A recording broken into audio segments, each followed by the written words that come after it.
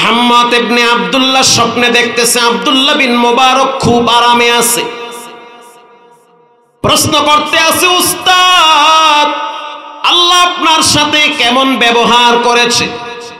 আব্দুল্লাহ বিন মুবারক বলল, রব আমার সাথে ব্যবহার ভালো করেছে, তবে আমার চাইতে আমার পাশের বাড়ির কামারওয়ালার মর্যাদা জান্নাতে আরো বেশি দিয়েছে।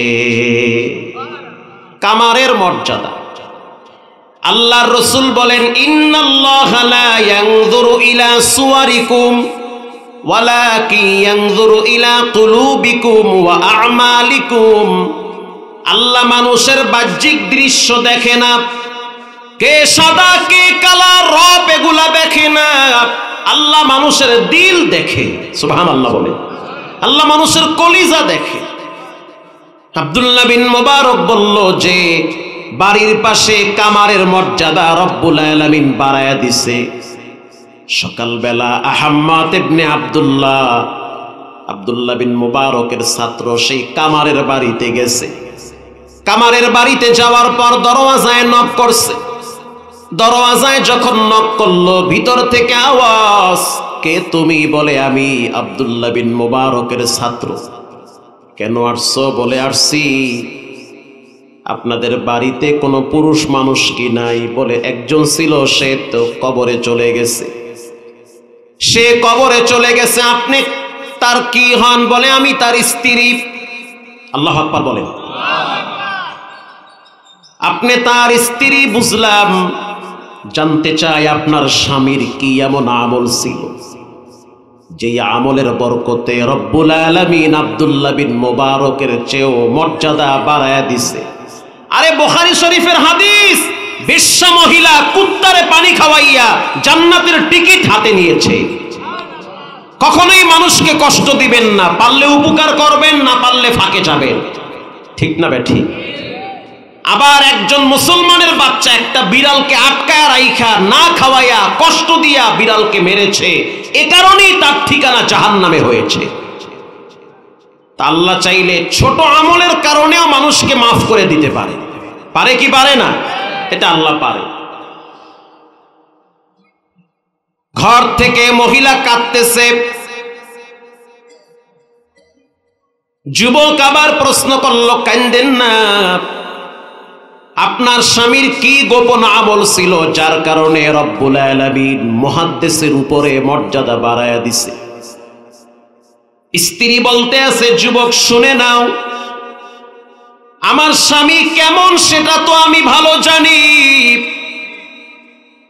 একজন স্ত্রী জানে তার স্বামী কতটুকুন দিনদার, কতটুকুন বদকার। পৃথিবীর সবাই না জানলেও স্ত্রী জানে তার স্বামী কি পরিমাণ ভালো, কি পরিমাণ খারাপ। রাসূল বলেছেন, কোন স্ত্রী যদি বলে স্বামী ভালো, তো সে ভালো, আল্লাহু আকবার বলেন।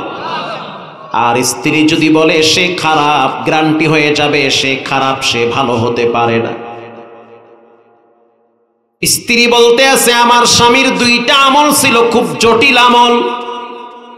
এক নম্বরে আমার স্বামী কামারগিরি করত, লোহা পিটায়া পিটায়া চ্যাপ্টা বানায় ফেলাইতো। আপনারা আপনাদের ভাষায় কি বলেন? কামার বলেন। আমার স্বামী বাজারে দোকানদারি করত, কামারগিরি করত, বিশাল বড় হাতুড়ি দিয়া লোহার উপরে আঘাত করত। লোহায় যখন আঘাত করত, হাতুড়িটারে পিছনে নেওয়া লাগতো। অনেক শক্তি দিয়া কিন্তু আঘাত করা লাগে। কিন্তু আমার স্বামীর একটা চমৎকার গুণ আছে।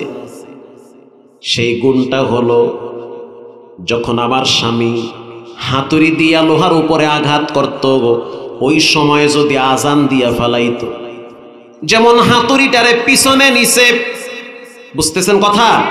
এই যে পিছনে নিছে, হঠাৎ আজানের ধ্বনি, আশহাদু আন্না মুহাম্মাদার রাসূলুল্লাহ,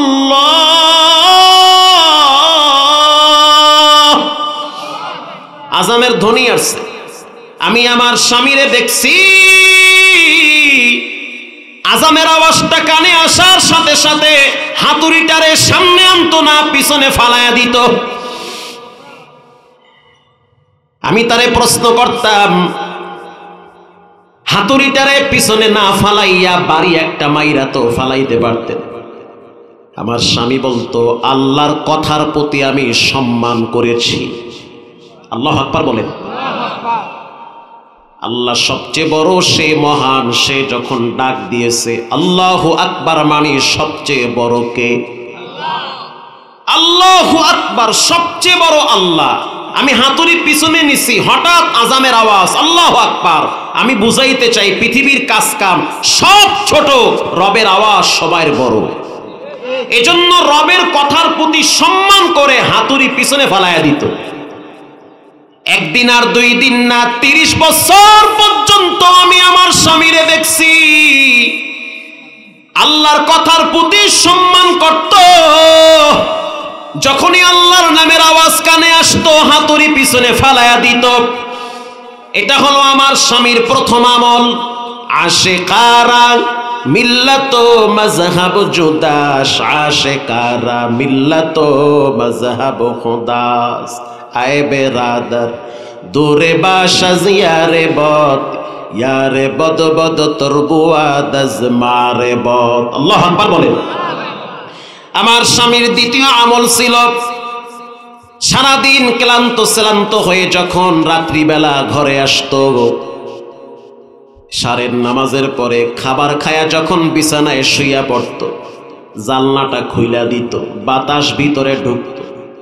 হাড় ভাঙ্গা পরিশ্রম করে যখন ঘরে আসতো, আমি তার স্ত্রী তার পাশে শুইয়া থাকতাম।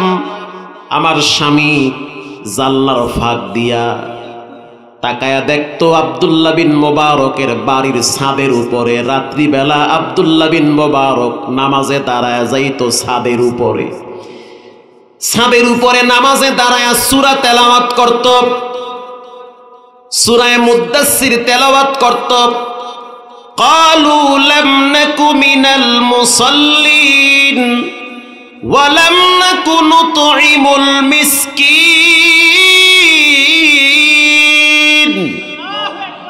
ওয়া লাম নাকু নুতঈমুল মিসকিন ওয়া কুন্না নাখুযু মা'আল খাইদিন।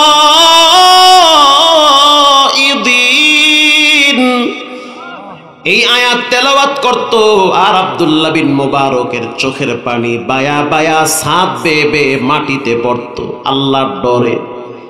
আমার স্বামী আব্দুল্লাহ বিন মোবারকের দিকে তাকাইয়া চোখের পানি ছেড়ে কাঁদতো আর বলতো, আল্লাহ, যদি আপনি আমারে সামর্থ্য দিতেন তাহলে আমি এভাবে রাত্রিবেলা যায় নামাজে দাঁড়ায়া দাঁড়ায়া নামাজে কাটাইতাম। কিন্তু আমি গরিব মানুষ, দিনের বেলায় কাজ কইরা খাই, আমার হাত পা গুলা শক্ত হয়ে গেছে, আমার সামর্থ্য নাই যে আমি নামাজে দাঁড়ায়া দাঁড়ায়া লম্বা টাইম কোরআন তেলাওয়াত করব। দুনিয়ার মানুষ আমারে কামার বইলা ডাক দেয়, আমার কোনো আফসোস নাই, কিন্তু কিয়ামতের ময়দানে তুমি আমারে কামার বইলা ডাক দিও না রে মালিক, তুমি আমারে তোমার বান্দা বইলা ডাক দিও। পৃথিবীর মানুষ আমারে কামার বইলা ডাক দেয়, তুমি আমারে কামার বইলো না।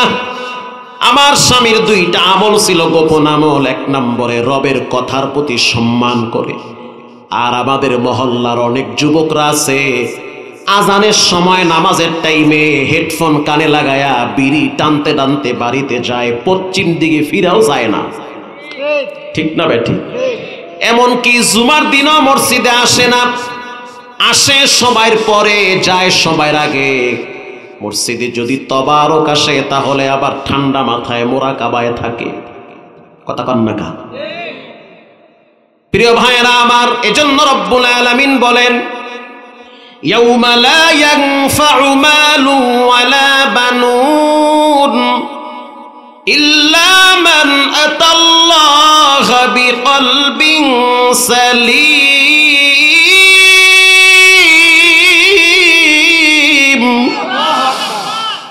অন্তরটাকে পরিষ্কার বানাও, কারো প্রতি হিংসা বিদ্বেষ পোষণ করবা না।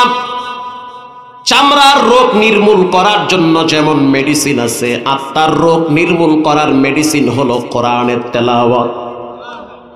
আমি তো প্রায় বছর হজের সফরে থাকি, আল্লাহর দয়ায় বিশেষ করে রমজান মাসে উমরায় থাকি।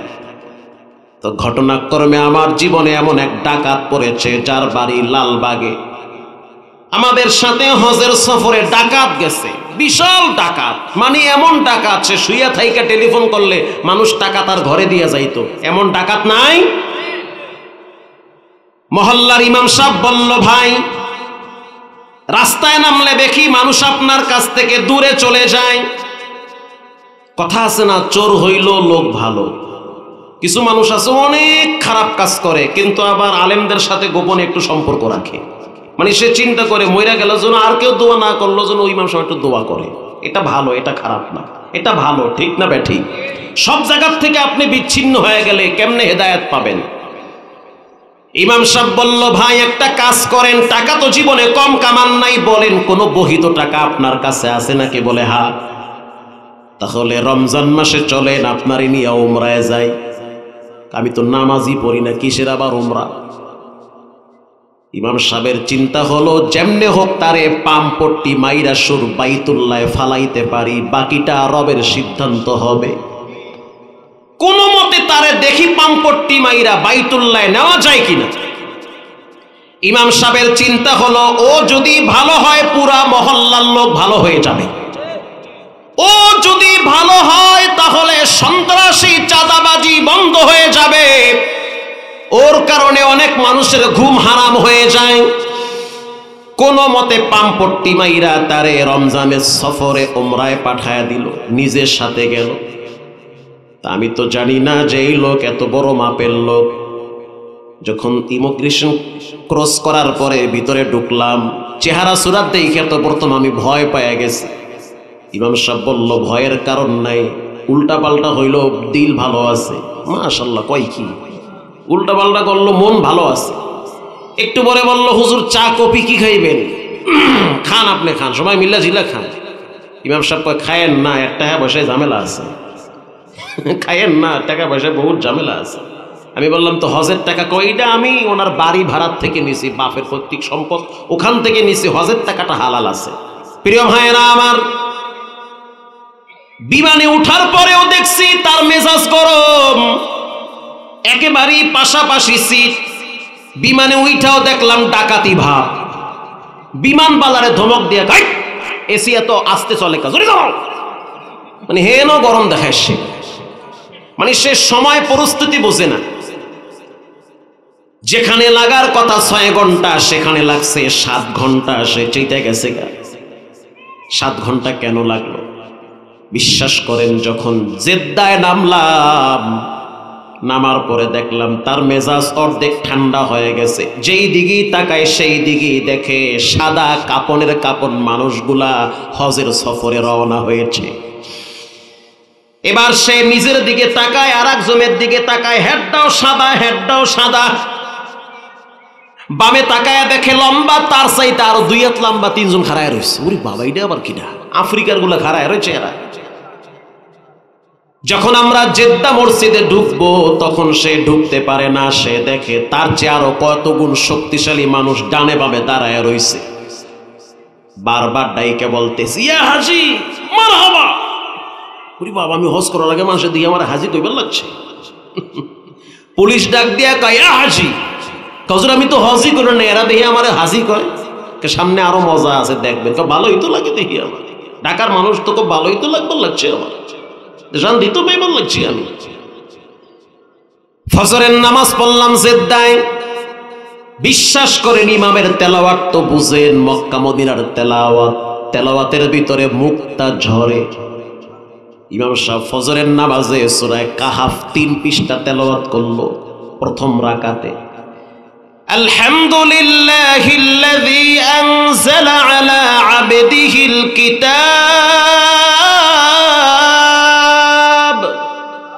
আল্লাহু আকবার, আর জোরে বলেন। আলহামদুলিল্লাহিল্লাযী আনজালা আলা আবদিহিল কিতাব على عبده الكتاب ولم يجعل له عوجا قيما لينذر بأسا شديدا বাসান শাদীদাম মিন লাদুনহু ওয়া ইউবাশশিরাল মুমিনিন। চমৎকার তেলাওয়াত চলতেছে, লম্বা টাইম তেলাওয়াত করলো, শুনতেও বড় মজা লাগলো। প্রথম রাকাত শেষ হয়ে গেল, দ্বিতীয় রাকাত চালু হয়ে গেল, তেলাওয়াত করতেছে, আমরাও দিল ভরে শুনতেছি। কিছু আরবি মানুষ দেখলাম কাঁদতেছে, কারণ তারা আরবের ভাষা বুঝে, কোরআনের অর্থ বুঝে, তাদের দিলগুলা বড় নরম। নামাজের ভিতরে জাহান্নামের আয়াত শুনলে তাদের দিল নরম হয়ে যায়। এরপরে আমরা ওখান থেকে বাসে চলে গেলাম ডাইরেক্ট উমরা করার জন্য কাবায়। কাবায় যখন ঢুকলাম দেখলাম সেই ডাকাতের মেজাজ আরো নরম হয়ে গেছে। বিশ্বাস করেন, জোহরের নামাজ পড়লাম, আসর পড়লাম, উমরা করলাম, তওয়াফ কমপ্লিট হয়ে গেল। মাগরিবের টাইমে ইফতারি কইরা তারাবির নামাজের জন্য আমরা প্রস্তুতি নিতেছি। হাজী সাহেব বলতে আছে, ওই ডাকাত বলতে আছে, হুজুর ভালোই তো দেখি লাগে, এত সুন্দর পরিবেশ আমি আমার জীবনে দেখি নাই, এ তো এক জান্নাতি পরিবেশ। যখন তারাবি শুরু হয়ে গেল, প্রথম যখন ভাঙ্গা কণ্ঠে শায়েখ আব্দুর রহমান সুদাইসি তেলাওয়াত শুরু করলো, বুঝেন তো কাবার ইমাম, যার তেলাওয়াত পৃথিবীর মানুষ পাগল হয়ে যায়। আর সাউন্ড সিস্টেম কি মনে হয় কথাগুলা কলিজার ভিতরে ঢুকায়া দেয়। আবার খানায় কাবা বাইতুল্লাহ, যেখানে কোরআন নাজিল হইতো, রাসূলুল্লাহ দাঁড়ায়া দাঁড়ায়া কোরআনের ওজন সহ্য করত। এটা সেই জায়গা। ইন্না আউওয়ালা বাইতিন উযিআ লিন-নাসি লাল্লাযী বিবাক্কাতা মুবারাকান ওয়া হুদাল লিল আলামিন।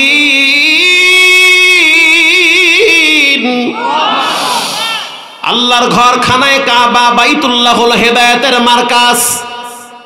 হুন্ডা বিক্রি কইরা মক্কা শরীফে রমজান মাসে হাজিরা দাও, হুন্ডা চালাইয়া যেই মজা পাইতা তার চেয়ে রমজান মাসে উমরায় গেলে বেশি মজা পাবা।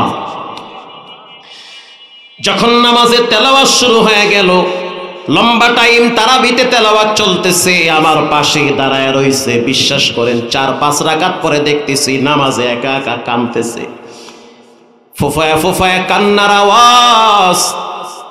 সালাম ফিরাইলো, সেও ফিরাইলো, তাকায় দেখলাম তার চোখের পানি, ইহরামের কাপড় ভিজতেছে। আমি বললাম, কেন কাঁদেন? বাড়ির কথা মনে পড়ছে। বলে, না না, আল্লাহর কোরআনের তেলাওয়াত যে এত মজা, না জানি নবীর কণ্ঠে তেলাওয়াত আরো কত মজা। সে এবার বলতেছে, আল্লাহ, মানুষ বলে আমি ডাকাত, আসলেই তো আমি ডাকাত। হাজার হাজার মানুষের অভিশাপ আমার কপালে লেগে আছে। ঘরের বাচ্চা মেয়েটা আমারে বলে, বাবা তুমি ডাকাত, আজকে আমি তোমার ঘরে আসছি, তুমি আমারে ফিরায় দিও না। আমি এখন থেকে চাই আমার পুরা জিন্দেগি কোরআন মোতাবেক চালাবো, মৃত্যুর জন্য আমি প্রস্তুতি গ্রহণ করতে চাই।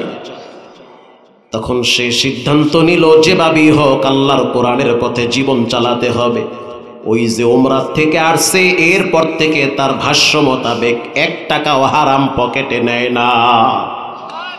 শুধু তাই না, লালবাগে 2টা বাড়ি বিক্রি কইরা, যাদের মনে আছে তাদের ঋণ পরিশোধ করে দিছে। শুধু তাই না, এমনও ব্যবসায়ী পাইছি গোপনে তার কাছে সেই চান্দার 20 লাখ ফিরাইয়া দিছে। আল্লাহু আকবার। তখন তাকে প্রশ্ন করা হইল, এমন পরিবর্তন কেমনে আসলো? সে বলল, তিলাওয়াতুল কোরআন, কোরআনের তেলাওয়াতের মাধ্যমে আল্লাহ আমার হেদায়েত দান করেছে। প্রিয় ভাইয়েরা আমার, এর জন্য স্পষ্ট মনে রাখতে হবে, যার দিল ভালো তার দিন ভালো। সমাজে একটি আওয়াজ উঠেছে, দেশ বাঁচাও সমাজ বাঁচাও। আচ্ছা আপনারা বলেন, এই দেশের ভিতরে যত আকাম কুকাম ঘটে, এটা কি বাহির থেকে এসে কেউ ঘটায়, না সোনার ছেলেরা ঘটায়? সোনার ছেলে, রূপার ছেলে, আমাদের যুবক ভাইরাই ঘটায়। ভাগিনা, ভাতিজা, ভাস্তা, এরাই তো ঘটায়, ঠিক না বেঠিক? এবার আসেন, দেশ বাঁচাও সমাজ বাঁচাও। দেশও বাঁচবে না, সমাজও বাঁচবে না, তবে হ্যাঁ বাঁচবে 2 লাইনে। প্রথম, বাপ যদি সিদ্ধান্ত নেয় আমি আমার ছেলেকে বাঁচাবো মাদক থেকে, খারাপ বন্ধু বান্ধব থেকে, আমি আমার সন্তানকে বাঁচাবো কিশোর গ্যাং থেকে, পাবজি ফ্রি ফায়ার থেকে ছেলেটাকে বাঁচাতে হবে, ঠিক না ঠিক? মা যদি চিন্তা করে আমি আমার মেয়েটাকে বাঁচাবো, আমার মেয়েটা কোচিং এর দোহাই দিয়া, প্রাইভেটের দোহাই দিয়া কোথায় কোন ছেলের সাথে ঘুরতে যায়, আমাকে বাঁচাতে হবে।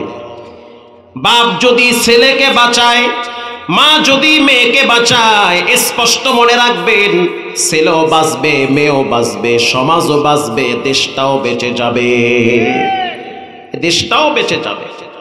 এজন্য আল্লাহর রাসূল বলেন প্রত্যেকটা বাবা যেন সতর্ক থাকে, কারণ এমন একটা সময় আসবে সন্তানের কারণে বাবাকে লাঞ্ছিত হওয়া লাগবে, সন্তানের কারণে বাবার মর্যাদা বাড়ে, আবার বাবার মর্যাদা নষ্ট হয়।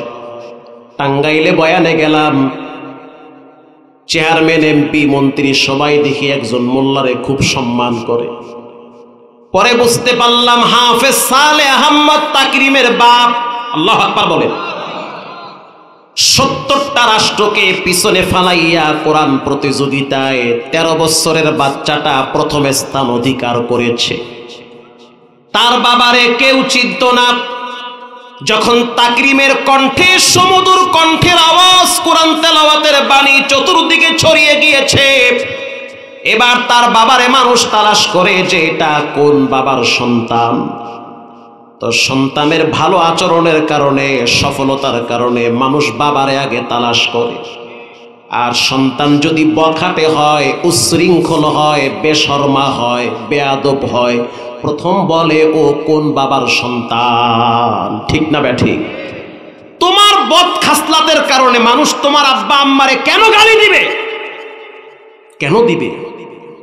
তোমার উচ্ছৃঙ্খলতার কারণে তোমার আব্বা আম্মাকে মানুষ কেন গালি দেয়? তোমার তো উচিত গোপনে আল্লাহর কাছে কান ধইরা তওবা করা, আল্লাহ আমার কোন ব্যাড ক্যারেক্টারের কারণে যেন আমার আব্বা আম্মা কষ্ট না পায়। তোমার চরিত্র দেখে মানুষ বলবে এটা কার সন্তান, এ তো ফুলের চেয়েও পবিত্র জীবন, ঠিক না ঠিক? এ তো চমৎকার আদর্শের। এ প্রসঙ্গে রব্বুল আলামিন কোরআনে বলেন, যেদিন কিয়ামতের ময়দান কায়েম হয়ে যাবে, পুরা জমিন থাকবে তামার, যেখানে বসে আছেন এই জমিনটা থাকবে তামার।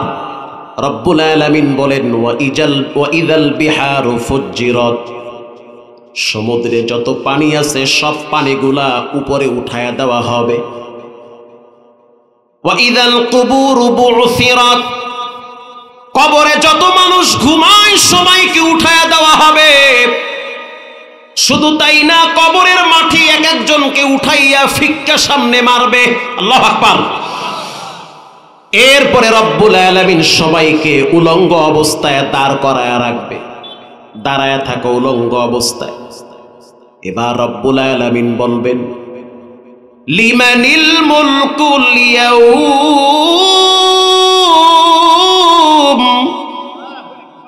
লিল্লাহিল ওয়াহিদিল কাহ্হার।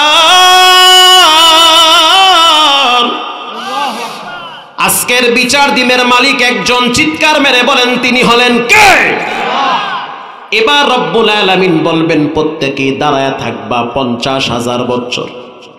নামাজি ইমাম সাহেব যদি তেলাওয়াত লম্বা করে তোমার মাজা ব্যথা হয়ে যায়, আবার তুমি 4 দোকানে 13 ঘন্টা বয়া বয়া বিড়ি খাও, তখন তো মাজা ব্যথা হয় না, ঠিক না ঠিক?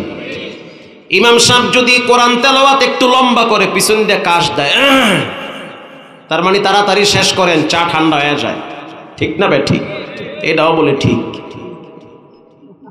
আল্লাহ রাব্বুল আলামিন বলবেন দাঁড়ায়া থাকো, একটু লরিয়াল লল্লি চলা বাসায় ফিরে শুরু হইবে, কোনো লড়াচড়া নাই, একদম শক্ত ইয়া খারাপ, টাইট করে খাড়ায় থাকবা।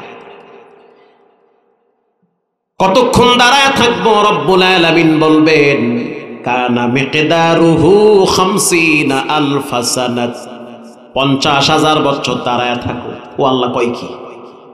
50,000 বছর এক পায়ের তালুর উপরে দাঁড় করায় রাখবে, খাড়ায় থাক। দুনিয়াতে বহুত তুরুং গুরুং করছো, পা দিয়া হুন্ডার পিকআপ বাড়াইছো, হাত দিয়া গিয়ার বাড়াইছো, কিন্তু টাইম মতো তোমাকে মসজিদে পাওয়া যায় নাই। ঘন্টার পর ঘন্টা চায়ের দোকানে বিড়ি আর টিভি নিয়ে ব্যস্ত ছিলা, তারপরও তোমার হুশ আসে নাই, তোমার দাড়ি চুল সব পাকছে, টাইম মতো তোমাকে মসজিদে পাওয়া যায় নাই। দাঁড়ায় থাকো, শক্ত ইয়া খারাও, লড়বা ফিরে শুরু হবে আউযুবিল্লাহ সারা। ঠিক না বেঠিক? খাড়ায় থাকো শক্ত হয়ে। এবার রব্বুল আলামিন বলবেন তুমি কি চাও? বলে আমি চাই আমাকে ক্ষমা করে দেন। সূরা সিদ্দিকের মতো কইবা আমাকে ক্ষমা করে দেন, আমার ভুল হইছে। এত সোজা, এত সোজা ক্ষমা হয়ে যাবে, এত সোজা না। তাহলে একটা কাজ করেন। কি কাজ? যে আমি যেগুলো করছি এগুলো একটু আমারে দেখান যে আমি কি করছি। তুমি তো অনেক অপরাধ করছো। ইয়ালামু খাইনাতাল আয়ুনি ওয়া মা তুখফিস সুদূর। তুমি রাইতেও যেটা করছো, গোপনেও যেটা করছো, সেটাও তো আমি রব তোমার দিকে তাকায় ছিলাম, সব ভিডিও হয়ে গেছে। এবার রব্বুল আলামিন বলবেন খবিস তোর জবান বন্ধ কর।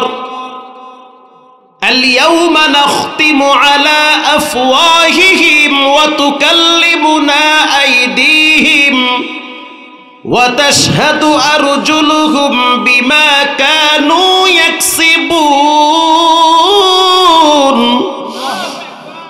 হাত বলবে রব্বুল আলামিন জঘন্যতম অপরাধ এই হাত দিয়া করছে, আমি সাক্ষী। পা বলবে রব্বুল আলামিন পা দিয়া হাইটা হাইটা অনেক জায়গায় গেছে, কিন্তু টাইম মতো তোমার ঘর মসজিদে পাওয়া যায় না। এবার রব্বুল আলামিন বলবে খুযুহু ফাগুল্লু, ধর, সুম্মাল জাহিম সাল্লু, পাকড়াও কর, জাহান্নামে নিক্ষেপ কর। ইন দি মিন টাইমে একদল যুবক দাঁড়ায় যাবে। রব্বুল আলামিন ফেরেশতারা তো আমাদের পায়েও শিকল লাগাইছে, আমাদেরকে বাঁচান।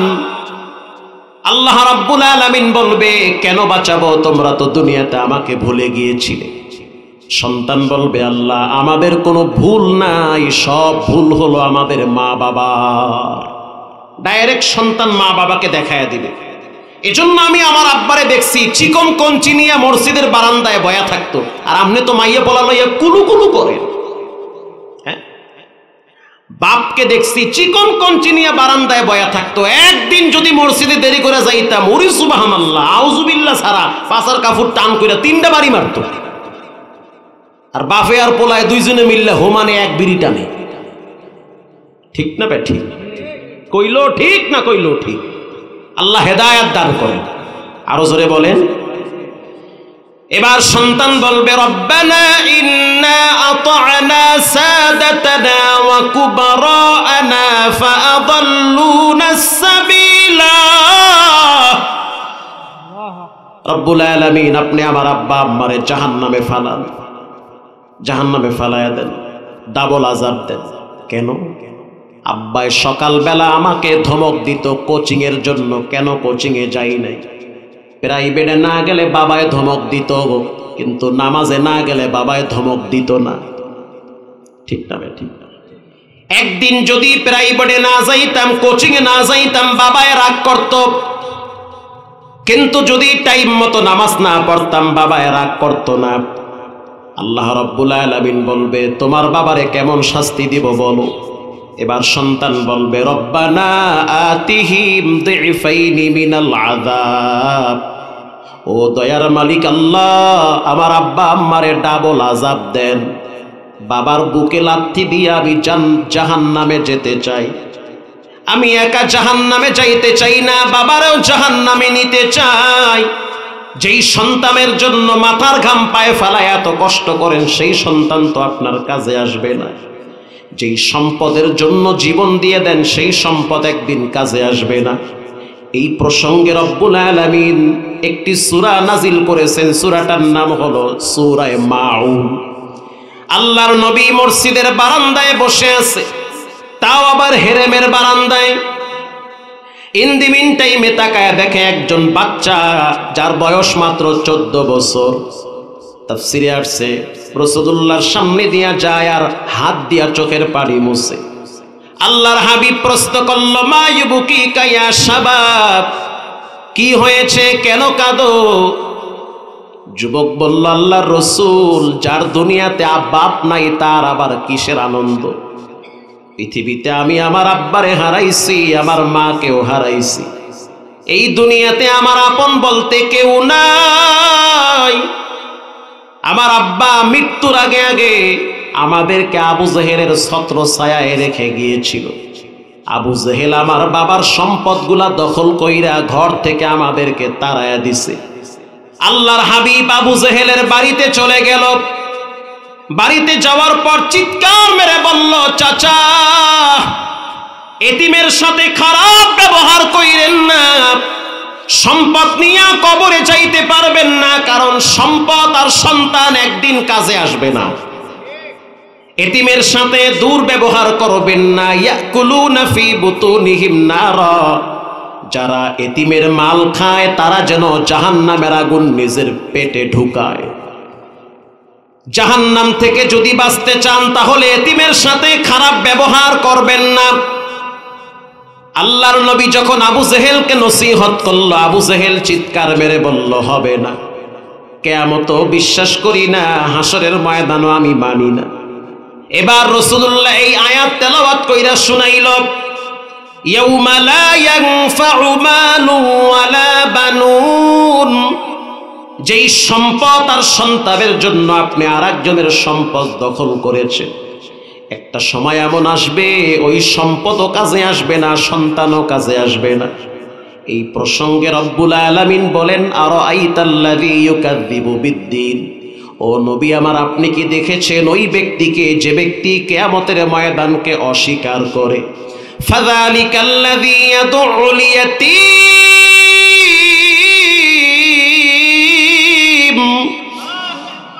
এতিমের ঘাড় ধাক্কা দিয়ে তাড়ায় দেয়, এতিমের সাথে দুর্ব্যবহার করে। আল্লাহর রাসূল বলেন, কেউ যদি এতিমের মাথায় হাত বুলায় দেয়, যতগুলা চুল তার হাতের ভিতরে পড়বে প্রত্যেকটা চুলের বিনিময়ে একটি করে নেকি জমা হয়ে যাবে। এটা মুসলিম শরীফের হাদিস। এতিমের মুখে হাসি ফুটাবার জন্য একটা সাবান কিনে দেন, এতিমের সাথে একটু বইসা তার কষ্টের কথাগুলা শুনবে। একজন সাহাবী এসে বলল, হুজুর, আমি তো গ্রামের মানুষ, খেজুর গাছ কাইটা আমার নিজের পেটটা চালাই, আমার দিলটা বড় শক্ত, আমি উট দুম্বার সাথে রাত্রিবেলা ঘুমাই, কেন জানি পাথরে ঘুমাইতে ঘুমাইতে আমার দিলটা পাথরের মতো শক্ত হয়ে গেছে। আমি যখন নামাজে দাঁড়াই তখন ডানে বামের অনেক মানুষ দেখি নামাজের ভিতরে কান্দা দেয়।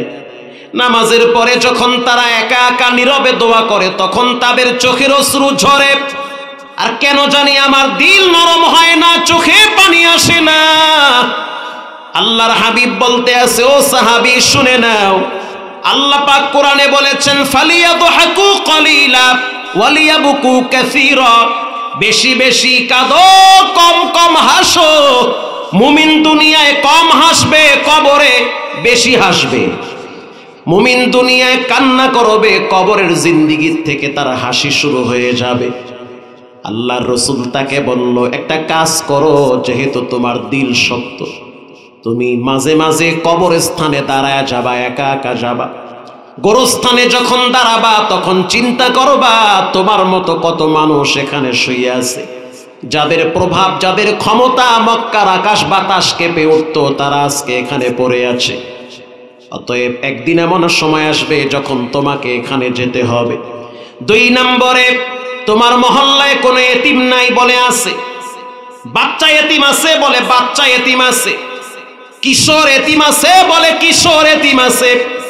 কিশোর এতিমের পাশে একটু বসবা আর তার কাছ থেকে জানতে চাবা তার কেমন লাগে, তার বাবায় যে মারা গেছে তার দিলের ব্যথাটা কেমন, তার কাছ থেকে শুনবা। তখন দেখবা সেই বাচ্চাটা কাঁদবে আর বাবার কষ্টের কথা বলবে। আস্তে আস্তে তোমার শক্ত দিল আল্লাহ নরম বানায় দিবে। ঈদুল ফিতরের দিন হাদিসে আসছে, আল্লাহর হাবিব ঈদের নামাজ পড়ার জন্য ঈদগাহে রওনা হয়েছে। কিছু দূর যাওয়ার পর আল্লাহর নবী তাকায় দেখলো একটা বাচ্চা ধুলা বালু নিয়ে খেলা করে আর কাঁদে, লাড়াচাড়া করে আর বিরহের কষ্টের গান গায় আর বলে, যার বাপ নাই তার ঈদ নাই। রাসূলুল্লাহ পিছনে দাঁড়ায় আছে, কি বললা? বলে যার বাপ নাই তার ঈদ নাই। আল্লাহর নবী আবার বলল, কি বললা? বলে যার আব্বা নাই তার ঈদ নাই, যার বাপ নাই তার আবার কিসের ঈদ? রাসূলুল্লাহ বলল, কোথায় তোমার বাবা? বলে আমার আব্বা যুদ্ধের ময়দানে শহীদ হয়ে গেছে। এবার এই বাচ্চাটারে রাসূল নিজে নিয়া তার ঘরে পৌঁছায়া দিয়া আম্মাজান আয়েশারে বলল, গোসল করায়া দাও। গোসল করায়া দেওয়ার পর আল্লাহর হাবিব বলতে আছে, হাসান হুসাইন তোমাদের দুইজনের সুন্দর একটা জামা দাও। দুইজনের জামার ভিতরে যার জামাটা সুন্দর তার জামাটা আমাকে দাও। হাসান হুসাইনের ঘর থেকে চমৎকার একটা পোশাক আসছে, এতিমকে পরায়া দিছে রহমাতুল লিল আলামিন নিজে। পরায়া দেওয়ার পরে বলতে আছে, এতিম শুনে নাও, আজ থেকে যদি মুহাম্মদ তোমার বাবা হয়, আয়েশা যদি তোমার মা হয়, তাহলে কেমন লাগবে? বাচ্চাটা হেসে দিয়ে বলতে আছে, পৃথিবীর সবচেয়ে শ্রেষ্ঠ ঘর আমি পেয়েছি, শ্রেষ্ঠ বাপ পাইছি, শ্রেষ্ঠ মা পাইছি। আল্লাহর হাবিব বলতে আছে, চলো আজকে ঈদগার ময়দানে তোমাকে আমার ঘাড়ে চইরা নিয়ে যাব। এতিম বাচ্চাটা রাসূলুল্লাহর ঘাড়ে উঠতে চায় না। আল্লাহর হাবিব বলল, তুমি আমার ঘাড়ের উপরে উঠো। রাসূলুল্লাহ মাথাটা নত করলো, বাচ্চাটা রাসূলুল্লাহর ঘাড়ের উপরে বসলো। আল্লাহর হাবিব এতিমরে নিয়ে ঈদগার ময়দানে রওনা হইছে। সাহাবায়ে কেরাম আশ্চর্য হয়ে গেল, আল্লাহর হাবিবের মাথার উপরে, ঘাড়ের উপরে এমন কোন বাচ্চা যে বসে আছে? ঈদগার ময়দানে রাসূল যেখানে বসছে, রাসূলুল্লাহর পাশে বাচ্চাটারে বসাইছে। আর আল্লাহর হাবিবের চোখের পানি বায়া বায়া পড়তেছে। আবু হুরায়রা প্রশ্ন করলো, ইয়া নবী আল্লাহ, কেন কাঁদেন? রাসূল বলতে আছে, আজকে ঈদের দিন আমার মা আমেনার কথা মনে পড়েছে, আমার আব্বা আব্দুল্লাহর কথা মনে পড়েছে, কারণ জন্মের পরে আমি আমার আব্বারে পাই নাই। 6 বছর বয়সে আমি আমার মাকে হারাইছি। আমি আমার মায়ের হাতের খাবার খাইছি, মায়ের আদর যত্নে 6 বছর পর্যন্ত বড় হইছি। পৃথিবীর মানুষ এই যে আমার পাশে এতিম বাচ্চা বসে আছে, ওর মনের ভিতরে যেই কষ্ট পৃথিবীর কেউ বুঝে না, কিন্তু মুহাম্মদ বুঝে। আল্লাহু আকবার। কারণ মুহাম্মাদের বাপ নাই মা নাই, সে বুঝে পৃথিবীর ভিতরে বাপ মা না থাকা কত যন্ত্রণা। আল্লাহর হাবিব বাচ্চাটারে বলল, তুমি আমার শরীরের সাথে ঘেঁষা লাগায়া বসো। বাচ্চাটা শরীরের সাথে ঘেঁষা লাগায়া বসছে। হাদিস শরীফে আসছে, রাসূল বলেন, আনা ওয়া কাফিলুল ইয়াতীম। 2টা আঙ্গুল উঁচা করে বলল, আনা ওয়া কাফিলুল ইয়াতীম কাহাতাইনি ফিল জান্নাহ। 2টা আঙ্গুল উঁচা করে পাশাপাশি রাইখা বলল, শুনে নাও, এই যে বাচ্চাটা আমার পাশে বসা আছে, কিয়ামতের ময়দানে কেউ যদি এতিমের লালন পালনকারী হয়, বিচারের ময়দানে ওই এতিম আমি নবীর সাথে আঙ্গুলের মতো পাশাপাশি বসবে। এজন্য এতিমের সাথে দুর্ব্যবহার করা যাবে না। রব্বুল আলামিন বলেন, লা ইয়ানফাউ মালু ওয়ালা বানুন ইল্লা মান আতাল্লাহা বিকলবিন সালিম। সন্তান কখনো কখনো মা বাবার জন্য নেয়ামত, আবার কখনো কখনো গজবের কারণ হয়ে যায়। সন্তান যদি দিনদার হয়, স্কুলে পড়ুক কলেজে পড়ুক অসুবিধা নাই, আমার সন্তান ডাক্তার হবে ডক্টর হবে, তবে নামাজ ছাড়তে পারবে না। কথা কন না কার? আপনার সন্তান ইঞ্জিনিয়ার হবে, পুলিশে চাকরি করবে, র্যাবে চাকরি করবে, আপনার সন্তান কৃষক হবে, তবে সাবধান, মুসলমানিত্ব ঠিক রেখে সব করা লাগবে। করোনার টাইমে আপনারা দেখছেন, বাপ মারা গেছে, সন্তান ডরে কাছে আসে না, বাবার লাশ কুত্তা শিয়ালে টানে। করোনার টাইমে আমাদের চোখের সামনে যেই দৃশ্য দেখছি, এটা দেখার পরে আমরা হাত পাও ছাইরা দিছি। দুনিয়াটা বড় স্বার্থপরের জায়গা। টাকা যতদিন থাকবে ততদিন মানুষ ডানে বামে ঘুরবে, যেদিন টাকা থাকবে না সেদিন দেখবেন আপন মানুষগুলাও চেহারা কালা বানাবে। এটাই হলো দুনিয়ার নিজাম। বাবার লাশ পার্কিংয়ের জায়গায় ফালায়া রাখছে, ছেলে কাছে আসে না। আবার আমরা এমনও জানাজা পড়ছি যে প্রথম কাতারে 4টা সন্তান কোরআনের হাফেজ দাঁড়ায় গেছে।